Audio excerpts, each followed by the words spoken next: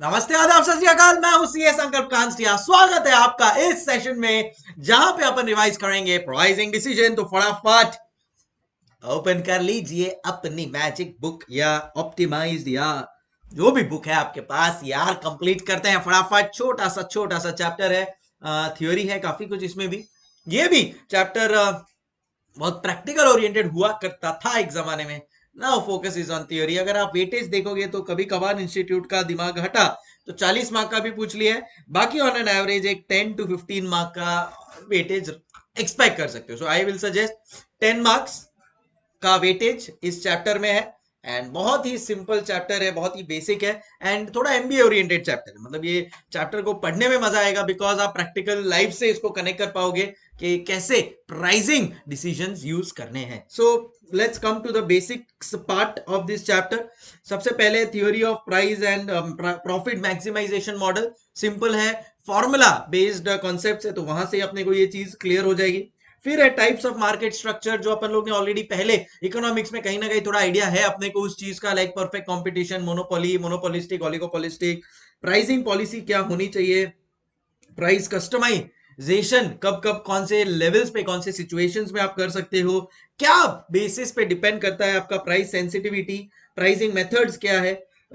उसमें ऑप्शंस दिया है, कॉस्ट बेस्ड मेथड है, कॉम्पिटिटिव बेस्ड मेथड है, वैल्यू बेस्ड मेथड है। तो तीनों मेथड का क्या मीनिंग है and what how is it applicable.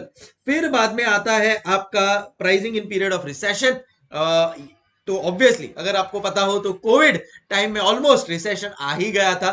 सो वो टाइम पे आपको क्या प्राइसिंग रखना है, और in general pricing strategy, price adjustments आप कब कर सकते हो, कौन से प्रोडक्ट लाइफ साइकिल में क्या प्राइसिंग स्ट्रेटेजी होना चाहिए, एकदम ही न्यू मार्केट है आपका, टोटली न्यू प्रोडक्ट है तो आप क्या प्राइसिंग रखोगे, एंड सर्विस रिलेटेड आपके ये है, सर्विस ओरिएंटेड इंडस्ट्री में हो तो आप क्या प्राइसिंग रखोगे। मतलब पूरा प्राइसिंग से भरा हुआ है हर सिचुएशन, मतलब कौन से लाइफ साइकिल में कौन सा प्राइसिंग यूज करना है। एकदम टोटली न्यू प्रोडक्ट है मेरा तो फिर बाद में क्या प्राइस रखना है, सर्विस ओरिएंटेड है तो फिर क्या प्राइसिंग रखना है, रिसेशन है तो फिर क्या प्राइसिंग रखना है, क्या कुछ एडजस्टमेंट कर सकते हैं क्या प्राइसिंग में, मेथड्स क्या क्या है, cost based, competitive, value based, price sensitivity. अरे ये क्या होता है, सुनना पड़ेगा, समझना पड़ेगा अपने को भी।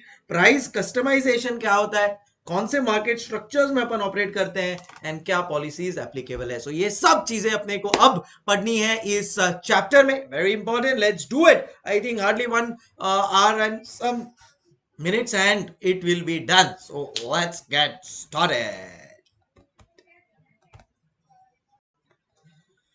Okay, so type of market structure से अपन स्टार्ट करेंगे। ऊपर के दो जो चीजें दिख रही है आपको, दैट विल बी डन। एक बार मैं पूरा ये कंप्लीट कर लेता हूं, फिर बाद में कनेक्ट करना इजी हो जाएगा। तो टाइप्स ऑफ मार्केट स्ट्रक्चर बचपन से अपन पढ़ते आ रहे हैं। एक होता है मेरा परफेक्ट कंपटीशन, एक होता है मोनोपोली, एक होता है मोनोपोलिस्टिक एंड एक होता है ओलिगोपोलिस्टिक। परफेक्ट कंपटीशन मतलब जहां पे economically demand and supply meet करता है, यानी ऐसे प्रोडक्ट्स जहां पे लार्ज नंबर ऑफ बायर्स है and large number of sellers है and both compete to sell their products to so many buyers which are available। तो ऐसे सिचुएशन को कहते हैं परफेक्ट कंपटीशन। आज की तारीख में अगर मैं आपको बात करूं तो FMCG, fast moving consumer goods, जैसे सोप हो गया, ऑयल हो गया, डिटर्जेंट, टूथपेस्ट, ये सब क्या है आपके फास्ट मूविंग कंज्यूमर गुड्स है। वॉचेस का जो ये है, ये सब are your are your perfectly competitive market के products. Large number of buyer seller से कैटेगराइज होता है वो, एंड हर एक जो आपको मोनोपोलिस्टिक दिखेगा, मोनोपोली दिखेगा, ओलिगोपोलिस्टिक दिखेगा, सबके कैरेक्टरिस्टिक इसी बेस पे डिफाइन करते हैं कि भाई कितने नंबर ऑफ बायर्स है एंड कितने नंबर ऑफ सेलर्स है।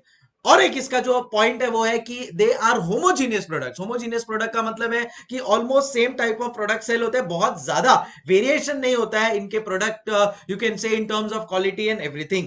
इजी एंट्री, इजी एग्जिट, यानी अगर आपको परफेक्टली कॉम्पिटिटिव मार्केट में एंटर करना है ना, तो ना कोई बहुत बड़ा large huge amount of capital, ना कोई बहुत बड़े लीगल रेगुलेशंस की जरूरत है, ना ही कोई आपको बहुत डिस्टिंक्टिव प्रोडक्ट बनाना पड़ेगा।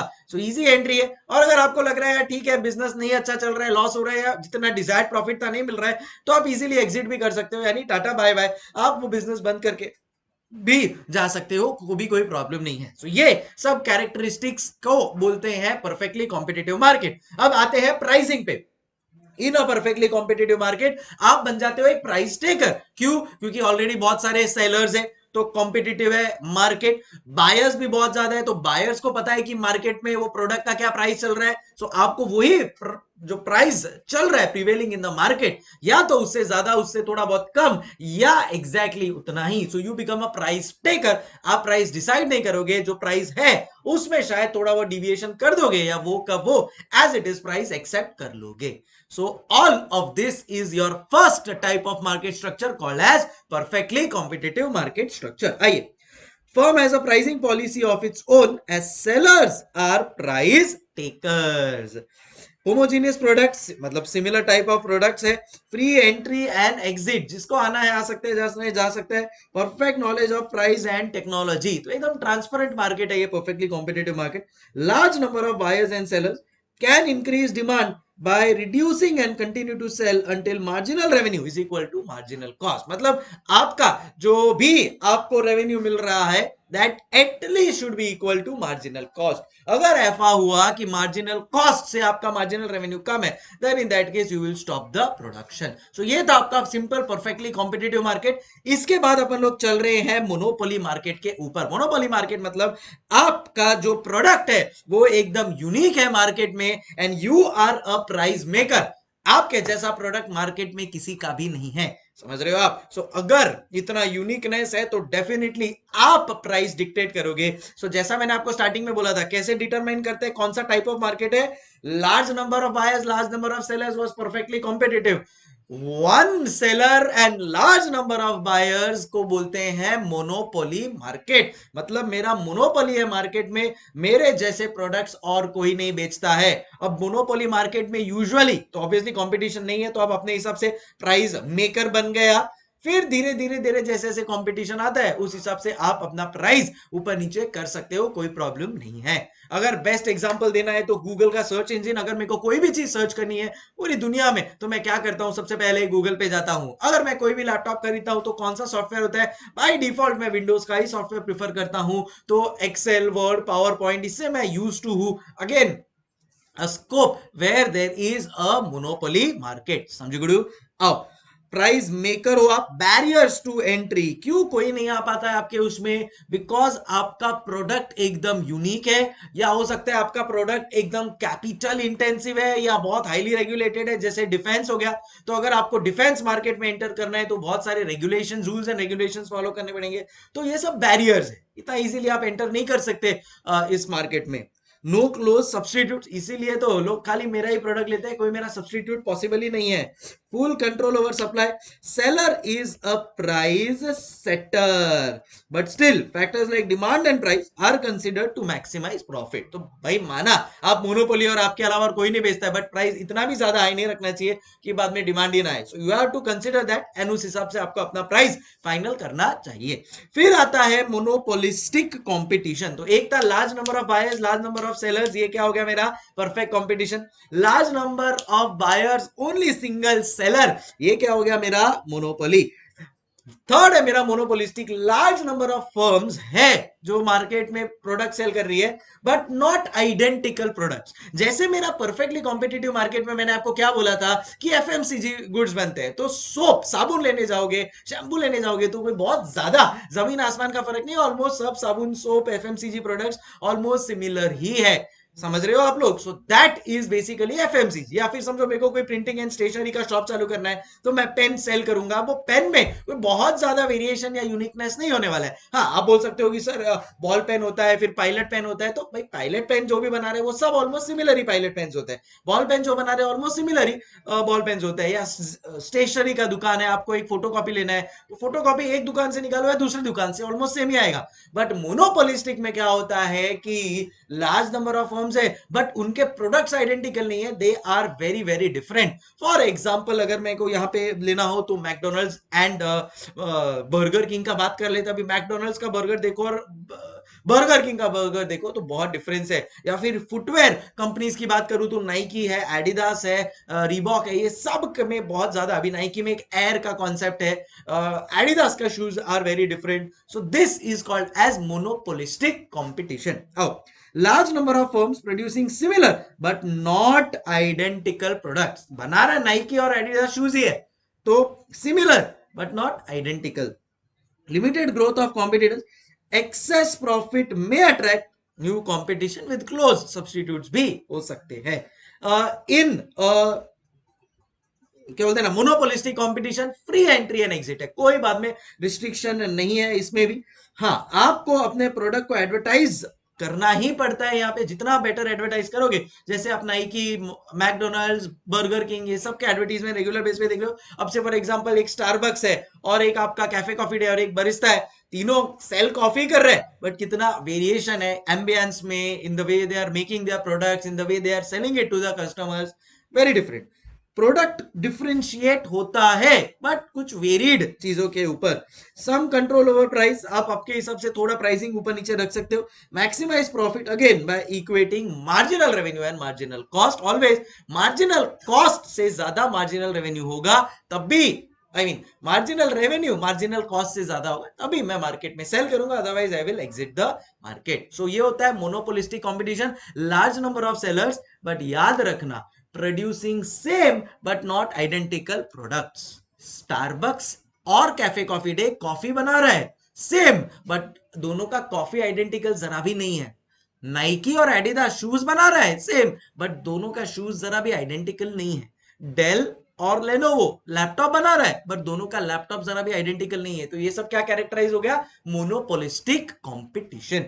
फ्री एंट्री एंड एग्जिट है, huge level of advertisement and promotional expenditures आपको करना पड़ता है। सम कंट्रोल ओवर प्राइस, मतलब you are a mixture of price taker plus price maker in monopolistic competition. And last है मेरा oligopolistic competition. यहां पे there are very few number of sellers, and जो भी सेलर्स है ना उनके अंदर इंटेंस कंपटीशन है। सबसे बेस्ट एग्जांपल मैं दे सकता हूं Pepsi and Coca Cola, Ola and Uber, Amazon and Flipkart. So अगर मैं बेवरेजेस मार्केट की बात करूं, सॉफ्ट ड्रिंक की बात करूं, देन इन दैट केस एक तो कोक है, एक पेप्सी है, ये दोनों के पास 70% शेयर है। बाकी 30% शेयर थोड़े बहुत ऊपर नीचे प्रोडक्ट्स होंगे और कोई उसके पास है। So obviously oligopoly market, few number of sellers and majority जो इंडस्ट्री है दैट इज कैप्ड, मतलब वो होल्ड करते हैं 2 या 3 लोग। वैसे ही ई कॉमर्स इंडस्ट्री, ऐसे तो ई कॉमर्स इंडस्ट्री में है थोड़े बहुत सेलर्स, बट मेजर इंडस्ट्री को होल्ड कौन करता है? Flipkart and Amazon. वैसे ही अगर मैं और एक एग्जांपल दूं तो ओला उबर। सो जो आपका ये ऑनलाइन टैक्सी का इंडस्ट्री है, इसमें है और भी players, but major industry share किसके पास है? Ola and Uber. So firms producing और सेलिंग होमोजीनियस, मतलब सिमिलर और आइडेंटिकल प्रोडक्ट्स। इंटरडिपेंडेंस, ये बहुत इंपॉर्टेंट पॉइंट है जो लोगों को समझ में नहीं आता। इंटरडिपेंडेंस का मतलब देखो, ऑलिगोपॉली में बिकॉज राइवलरी बहुत स्ट्रांग है वो दो हार्डकोर कॉम्पिटिटर्स के बीच में, तो एक समझो पेप्सी, 5 रुपए का पेप्सी का वो लेकर आएगा ना बॉटल, तो इमीडिएटली कोका कोला भी लेकर आएगा। ओला किसी को रेफरल देना चालू करेगा, उबर भी चालू कर देगा। अमेजॉन बिग $1 बिलियन सेल लाएगा, फ्लिपकार्ट भी लेकर आ जाएगा। ये एक एडवर्टीजमेंट करेगा, दूसरा भी चालू कर देगा। तो वो लोग दोनों क्या है? इंटरडिपेंडेंट है एक दूसरे के ऊपर। एक कोई प्रोडक्ट में चेंज करेगा, दूसरा भी कर देगा। एक कोई एडिशनल फीचर लॉन्च करेगा, दूसरा भी कर देगा, वैसा। तो इंटरडिपेंडेंस बहुत ज्यादा है। एडवर्टीजमेंट कॉस्ट ह्यूज, अपन सब देखते हैं कोक, पेप्सी, अमेजॉन, फ्लिपकार्ट कितना ज्यादा एडवर्टीजमेंट करते ही हैं। एंट्री एंड एग्जिट बैरियर्स है, देखो क्या होता है, कई बार ये लोग दोनों भी इंटरनली एंटर करने नहीं देते किसी न्यू कॉम्पिटिटर को, because they want to rule the market. Change in any variable, sales, advertisement will have a reaction from the competitors. Similar pricing as competitor by close analysis or cooperation. Major market is with 2 to 3 players while others have a lower market share. तो इस हिसाब से आपका oligopoly market determine होता है। सो I hope clear हो गया होगा। टाइप्स ऑफ मार्केट स्ट्रक्चर 4 है। एक है perfectly competitive market, monopolistic market, oligopoly market, monopoly market. Perfectly competitive market, large number of buyers, large number of sellers, demand supply meet करता है, you are a price taker, equilibrium price के ऊपर बेचने का, free entry, free exit, कोई tension नहीं है, सब चीजें ट्रांसपेरेंट है, एंड होमोजीनियस प्रोडक्ट सेल होता है। मोनोपोली मार्केट्स में बैरियर टू एंट्री है, but you are a price maker, large number of buyers but there is a single seller, very less competition, no substitutes, and you are a price setter. Monopolistic में large number of seller, but जो products है they are differentiated, free entry and exit है as such. Competition आज थोड़ा बहुत competition भी है with close substitutes also, heavy expenditure on selling and other administration overhead cost. हाँ, in terms of pricing some control over price रहता है, तो combination of price maker and price taker strategy use करते हैं। last oligopoly market major share with 2 to 3 players, others are also there in the market, interdependence बहुत high है, advertisement of one company will have an impact on the other company on immediate basis, so change in any variable will have a reaction from competitors, entry and exit barriers है, जो ये दोनों अगर साथ में मिल जाता है तो दूसरों के लिए एंट्री एंड एग्जिट बैरियर्स करते हैं, तो ये लोग खुद से कॉम्पीट भी करते हैं, एंड जब कोई एंटर कर रहा है as a competition then in that case they साथ में आ जाते हैं एंड वो कंपटीशन को हटाने की कोशिश करते हैं। ऑलमोस्ट सिमिलर प्रोडक्ट्स सेल करते हैं, आइडेंटिकल प्रोडक्ट्स ही सेल करते हैं, again huge level of advertisement cost आपको यहाँ पे करना पड़ता है, and close analysis similar pricing as competitor.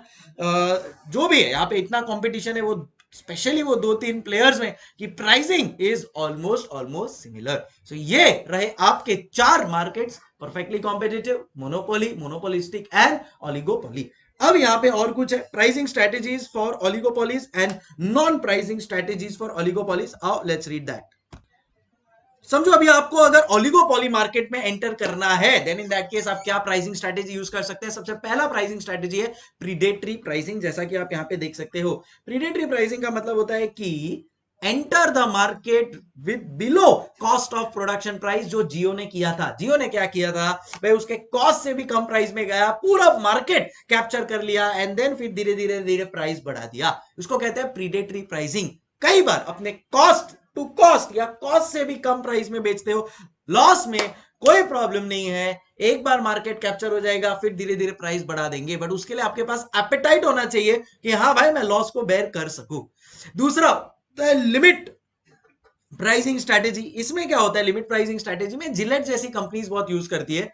Limit pricing strategy में वो लोग क्या करते हैं, एक अपना जो प्रोडक्ट है ना उसका प्राइस एकदम लो रखेंगे, लॉस में बेचेंगे, बट उससे कनेक्टेड का प्राइस ज्यादा रखेंगे। मैं आपको एग्जांपल देता हूं। तो जिलेट ने क्या किया था, जिलेट का जो रेजर है ना, रेजर, जिलेट का रेजर उसको खुद को पड़ता है 10 रुपए का, बट जिलेट ने जानबूझ के वो रेजर सेल करना चालू किया 2 रुपए में।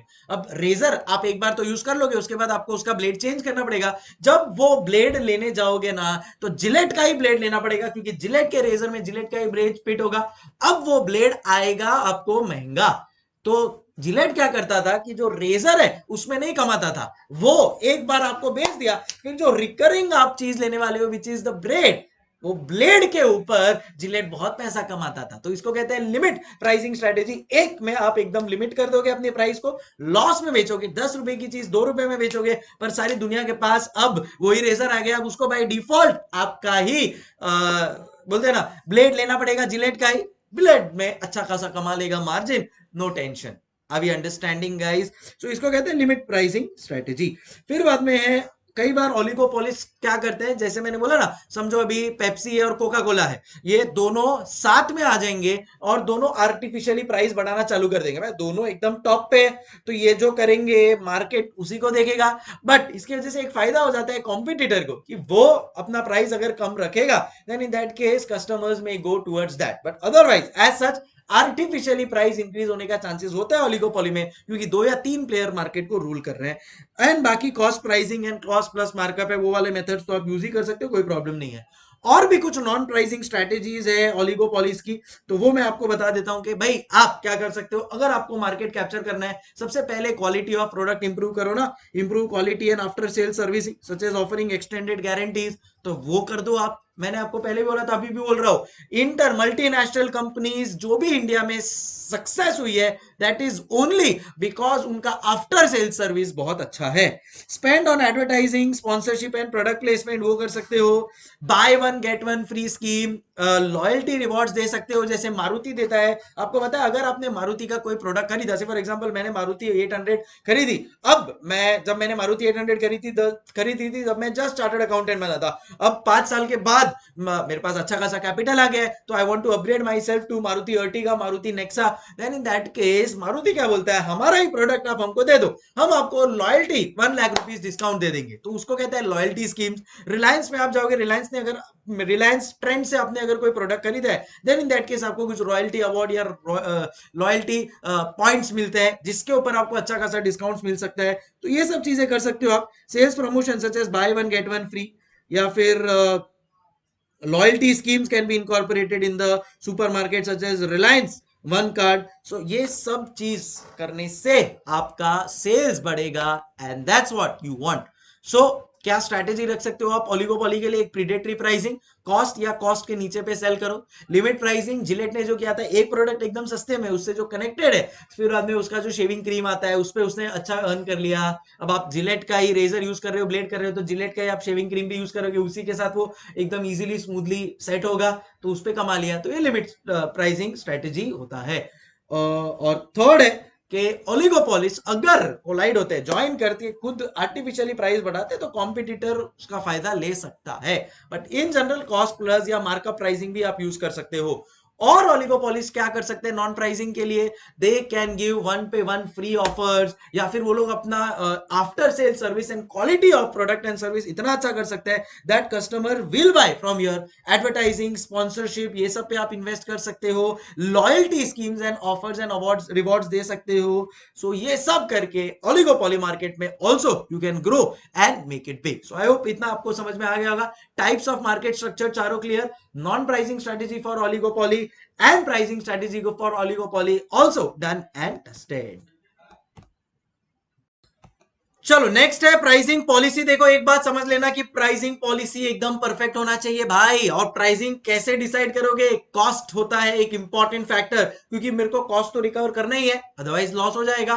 प्लस मेरे को देखना पड़ेगा भाई डिमांड कैसा है, कॉम्पिटिटर एनालिसिस मेरे को करना पड़ेगा। तो कॉस्ट हो गया, डिमांड हो गया, कॉम्पिटिटिव एनवायरमेंट हो गया, ये सब चीजों को ध्यान में रख के आपको एक परफेक्ट प्राइसिंग पॉलिसी सेट करना है, सच दैट आपके जितने भी रिसोर्सेज है, देखो भाई land, labour, machine, material, technology, ये सब आप जो यूज कर रहे हो, everything comes with a cost ना, उनका प्रॉपर यूटिलाइजेशन होना चाहिए, और उनका जो भी कॉस्ट लगा है वो मेरे को रिकवर करके मिलना चाहिए। तो उसको कहते हैं ऑप्टिमम यूटिलाइजेशन ऑफ रिसोर्सेज। तो प्राइसिंग पॉलिसी ऐसा होना चाहिए कि ऑप्टिमम यूटिलाइजेशन हो जाए मेरे रिसोर्सेज का, मतलब मेरे जो भी लेबरर काम कर रहा है वो लेबरर का कॉस्ट निकल जाए, at the same time there is a profit for the company as well.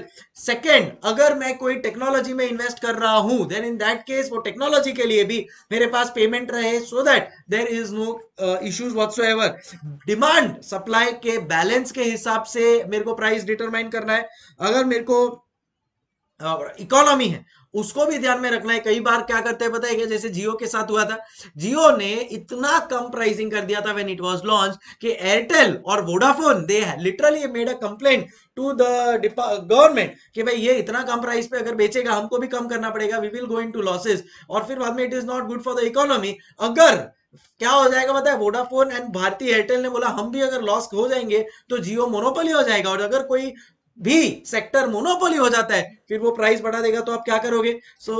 ऐसा कुछ करना है आपको कि इकोनॉमी भी हर्ट नहीं होना चाहिए। So avoid adverse effect on rest of economy and you have to promote export. ऐसा कुछ प्राइसिंग रखो कि आप जो एक्सपोर्ट भी कर पाओ, फॉरेन एक्सचेंज भी इंडिया में आ जाए। क्या 5 चीजें आपको ध्यान में रखनी है, कैसे इन जनरल प्राइसिंग पॉलिसी रखना है आपको ध्यान में रखना है कॉस्ट, खुद के प्रोडक्ट का कॉस्ट कितना लग रहा है, दूसरा मार्केट का डिमांड कितना है, एंड कॉम्पिटिटिव एनवायरमेंट कैसा है आपके प्रोडक्ट के लिए। उन तीनों को ध्यान में रख के 5 चीजें पे फोकस कर रहा है। सबसे पहले जो भी जितने भी रिसोर्सेज है वो ऑप्टिमली यूटिलाइज हो जाए, जो भी टेक्नोलॉजी एंड प्रोडक्शन में मैक्सिमाइज करने की कोशिश कर रहा हूं उससे रिलेटेड जो भी मेरा प्राइसिंग है वो मेरा रिकवर हो जाए। डिमांड सप्लाई का प्रॉपर बैलेंस सेट करके मेरे को प्राइसिंग सेट करना है। इकोनॉमी पे कोई भी एडवर्स इफेक्ट नहीं होना चाहिए, एंड एक्सपोर्ट को अपने को प्रमोट करना है। ये 5 चीज में ध्यान में रखते मेरे को 2 इंपैक्ट आता है, एक related to price customization and दूसरा रिलेटेड टू प्राइस सेंसिटिविटी। आओ दोनों को समझने की कोशिश करते हैं। प्राइस कस्टमाइजेशन के लिए एक शॉर्ट फॉर्म अपन ने रखा है पीसीडीटी। प्राइस कस्टमाइजेशन का पहला पी है प्रोडक्ट लाइन, मतलब अगर आप मोबाइल लेने को जाओगे तो मालूम है 32 GB का भी मिलेगा, 64 GB का भी मिलेगा, 256 GB का भी मिलेगा। तो अलग अलग आप आपके प्रोडक्ट लाइन के हिसाब से अपना प्राइसिंग रख सकते हो। अगर आपने कभी पेन ड्राइव खरीदा होगा तो आपको पता होगा, देखो 1.2 views 4 months, 1.9 views 2 views 8 months. तो प्रोडक्ट लाइन के बेसिस पे अलग अलग प्राइसिंग है। तो एक का 10,000 होगा, जिस समझो 1.2 व्यूज 4 मंथ्स 10,000, 1.2 मतलब 2 व्यूज एंड से 9 मंथ्स का वैलिडिटी उसका 15,000। सो अलग अलग प्रोडक्ट्स अलग अलग वैलिडिटी के साथ मिलते हैं। तो क्या कर रहे हो आप, प्रोडक्ट लाइन के बेसिस पे अपना प्रोडक्ट का प्राइसिंग कर रहे हो। सो consumers products can be customized and accordingly the prices। तो 16 GB 32 GB 64 128 जो भी वेरिएंट है आपके, उस हिसाब से आप डिसाइड कर सकते हो अपना प्राइसिंग। फिर बाद में होता है based on customers pass behaviour. अगर कोई भी कस्टमर आपको पहले अच्छी तरह से उसने पेमेंट कर दिया है, कैश में पेमेंट कर दिया है, देन डेफिनेटली आप उसको एडिशनल डिस्काउंट दोगे। डीमार्ट इधर ही तो पूरा का पूरा गेम बदल देता है। एज पर डीमार्ट, आप मानोगे नहीं, डीमार्ट अपने जितने भी सप्लायर्स है सबके पास से जब वो गुड्स लेता है at that point in time immediately payment कर देता है, कई बार एडवांस में पेमेंट करता है। अब आप सोचो, आप डीमार्ट को सप्लाई कर रहे हो, आपके पास एक तो बल्क ऑर्डर आने वाला है और वो बल्क ऑर्डर का पैसा भी आपको एडवांस में आ जाएगा। डेफिनेटली आप बोलोगे भाई तू एक्स्ट्रा डिस्काउंट ले ले, चलेगा, तेरे जैसे कस्टमर मुझे चाहिए, क्योंकि डीमार्ट होलसेल में भी लेगा आपसे, पैसा भी टाइम टू टाइम दे रहा है, इनफैक्ट पहले से एडवांस में दे रहा है। आज की तारीख में जब पेमेंट मिलना मुश्किल की बात है, मेरे को कोई एडवांस में दे रहा है वो भी इतना बल्क सप्लाई का, डेफिनेटली मैं उसको एडिशनल एडवांटेज दूंगा। और डीमार्ट यही करता है, वो एडिशनल एडवांटेज वो कस्टमर को देता है। फिर है डेमोग्राफिक्स के हिसाब से होता है, कई बार रेलवे कंसेशन सीनियर सिटीजन को मिलता है, कई बार जो डिफेंस वाले आर्मी में होते हैं उनको कई बार कुछ बेनिफिट मिल जाता है, मेल फीमेल के बेसिस पे कई बार कुछ मिल जाता है बेनिफिट। सो डिफरेंट प्राइसिंग में भी अडॉप्टेड बेस्ड ऑन एज और सोशल स्टेटस।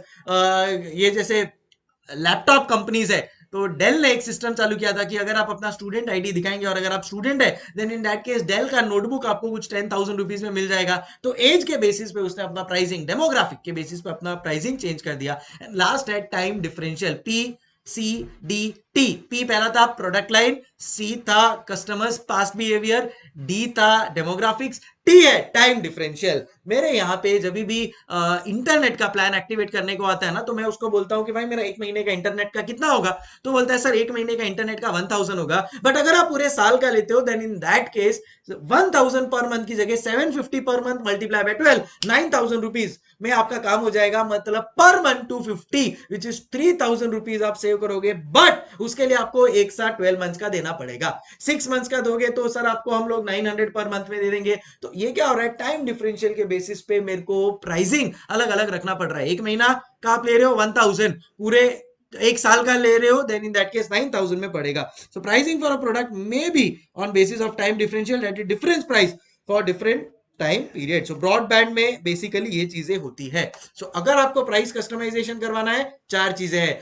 प्रोडक्ट लाइन के बेस पे 124 GB 64 GB 128 GB 256 GB, किसी का 64 GB plus 6 GB RAM plus 30 megapixel camera है, किसी का कुछ 256 GB एंड 8 GB रैम है, तो उसका अलग प्राइसिंग है। जैसा मैंने बोला पेन ड्राइव में भी होता है वही चीज, 1.2 व्यूज 2 व्यूज 6 मंथ्स, अलग अलग प्राइसिंग। दूसरा है customers past behaviour. DMart cash में दिया, पास्ट बिहेवियर अच्छा है, चल एडिशनल डिस्काउंट दे सकते हैं उसको। डेमोग्राफिक्स एज के बेसिस पे, सोशल स्टेटस जैसे सीनियर सिटीजन हो गए उनको दे दो, या फिर डिफेंस में है अगर उनको दे दो, कोई किड्स है या स्टूडेंट्स है वो लोग को लैपटॉप चाहिए, वो लोग के पास इतना परचेसिंग पावर नहीं है, वो लोग को डिस्काउंट प्राइस पे दे दो। एंड लास्ट है on the basis of time differential. So time differential क्या होता है आपका कि भाई 12 मंथ्स के लिए एक साथ लोगे तो आपको एडिशनल बेनिफिट हम लोग दे पाएंगे। Broadband is the best example. तो एक तो तरीका होता है ये प्राइस कस्टमाइजेशन जिसको बोलते हैं, एंड दूसरा तरीका होता है प्राइस सेंसिटिविटी, जो मेरे हिसाब से मोस्ट इंपॉर्टेंट क्वेश्चन है जो एग्जाम में आएगा। Let's start with that. Price sensitivity का मतलब होता है कस्टमर का change in behaviour based on change in price. अगर प्राइस चेंज होने की वजह से कस्टमर का बिहेवियर चेंज हो रहा है, मतलब वो ज्यादा परचेस कर रहा है, कम परचेस कर रहा है, देन इन दैट केस आपका प्रोडक्ट प्राइस सेंसिटिव है और कोई फर्क नहीं पड़ रहा है उसको, आपका प्राइस बढ़ाओ कम करो वो फिर भी खरीदने ही वाला है, देन इन दैट केस आपका प्रोडक्ट प्राइस सेंसिटिव नहीं है। तो उसके 9 फैक्टर्स है जो अपने को स्टडी करना है, जिससे पता चलेगा कि कस्टमर बिहेवियर और प्राइस सेंसिटिविटी कितना कनेक्टेड है। आओ रीड करते हैं।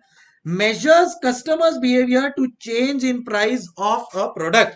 Low price sensitivity means pricing does not impact customers behavior. मतलब अगर प्राइस सेंसिटिविटी लो है इन दैट केस प्राइसिंग से कस्टमर को फर्क नहीं पड़ने वाला है, और अगर प्राइस सेंसिटिविटी हाई है देन इन दैट केस आपको प्राइसिंग बहुत ध्यान से रखना पड़ेगा, बिकॉज आपके प्राइसिंग की वजह से डिमांड अप एंड डाउन हो सकता है। आओ 9 पॉइंट समझते हैं, फिर आपको और क्लैरिटी आएगा। सबसे पहला है मेरा यूनिक वैल्यू इफेक्ट। जितना आपका प्रोडक्ट यूनिक है, फॉर एग्जांपल कोई एंटीक प्रोडक्ट है आपके पास से 17वीं सदी का, 18 सेंचुरी का, देन इन दैट केस उसका वो इतना यूनिक है कि दुनिया में और कहीं पे वो मिलने ही नहीं वाला है। और अगर ऐसा प्रोडक्ट है देन इन दैट केस उसमें प्राइस सेंसिटिविटी एकदम लो है, मतलब आप उसका प्राइस कोई बहुत लो करने से बहुत ज्यादा डिमांड आएगा ऐसा तो है नहीं, जिसको लेना है ना वो प्रोडक्ट वो लेके ही रहेगा। तो अगर आपका प्रोडक्ट यूनिक है देन इन दैट केस आपके प्रोडक्ट का प्राइस सेंसिटिविटी लो है, बहुत ज्यादा प्राइसिंग में आपको कम करने की जरूरत नहीं है। सो देखो, मोर unique the product lower is the price sensitivity, antique product समझ में आ गया पहला। दूसरा है shared cost effect. Shared cost effect का मतलब होता है कि अगर आपका कॉस्ट ऐसा है जो शेयर हो जा रहा है देन इन दैट केस आप प्राइस सेंसिटिव नहीं होंगे। सर एक एग्जांपल दो ना।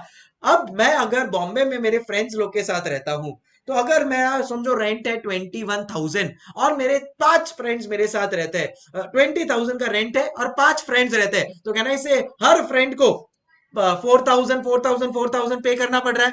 अब अगर समझो मेरा जो लैंडलॉर्ड है उसने बोला चलो नेक्स्ट ईयर से तुम्हारा जो रेंट है वो 25,000 हो जाएगा, तो भाई 20 का 25,000 होने से मेरे ऊपर क्या इंपैक्ट आ रहा है, खाली 1,000 रुपया मेरा रेंट बढ़ रहा है ना, क्योंकि भाई 5,000 का जो रेंट है वो तो 5 में डिवाइड हो जा रहा है। तो अगर मेरा कॉस्ट शेयर हो जाने वाला है देन इन दैट केस मेरे को ज्यादा फर्क नहीं पड़ता है। बट अगर मैं कोई जगह पे रह रहा हूं अकेला जहां पे रेंट है 20,000 और मेरे को मेरा लैंडलॉर्ड आके बोल रहा है चल अभी तेरा इसका 25,000 हो जाएगा rent, then in that case मेरे को बहुत ज्यादा फर्क पड़ेगा।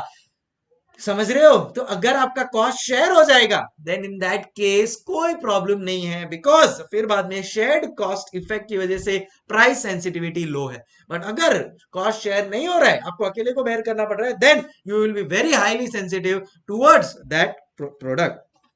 फिर है sunk investment effect. Sunk investment effect मतलब समझो अभी अगर मैंने कार खरीदी, अभी मेरी कार है से 60 लाख रुपीस की मेरी कार है। अब मैंने जब नई कार ली ना BMW 60 लाख की, तब मेरे को बोला कि सर इसके ऊपर है ना PPF करके एक पैनल आता है, तो वो आप लगवा लो, पेंट प्रोटेक्शन कवर करके कुछ होता है PPC।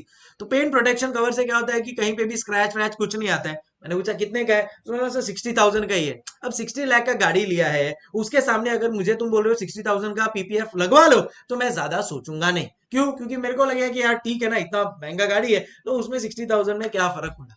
समझ रहे हो? तो आपने ऑलरेडी एक बहुत बड़ा इन्वेस्टमेंट तो कर दिया है। अब उससे रिलेटेड अगर आपको कोई छोटा मोटा खर्चा करना है तो आप बहुत ज्यादा सोचोगे नहीं। अभी मैंने अगर इतना बड़ा महंगा गाड़ी ले लिया, समझो आपने कोई गाड़ी लिया, समझो MG हेक्टर लिया, 20 लाख रुपए का गाड़ी लिया, अब उसके रिलेटेड अगर सीट कवर आपको लगवाना है तो आपको बहुत ज्यादा सोचोगे नहीं, क्योंकि आपका जो मेन इन्वेस्टमेंट है वो तो लग चुका है। अब इससे रिलेटेड थोड़े बहुत छोटे मोटे खर्चे होते रहेंगे। So price sensitivity is low in products which are used along with assets previously bought. तो इनको पता होता है कि यार ये इसने इतना महंगा गाड़ी लिया है, अब सीट कवर के लिए ज्यादा रोएगा नहीं, क्योंकि इसने गाड़ी ले लिया है। गाड़ी नहीं लिया होता तब तक अगर मैं उसको सीट कवर बेचता तो वो ज्यादा प्राइस लगता। अब क्या है, तो ठीक है ना। तो एक इन्वेस्टमेंट संक हो चुका है मेरा, वो कार का कॉस्ट। अब उससे रिलेटेड कोई भी चीज है तो उसके लिए मैं ज्यादा सेंसिटिव नहीं रहूंगा।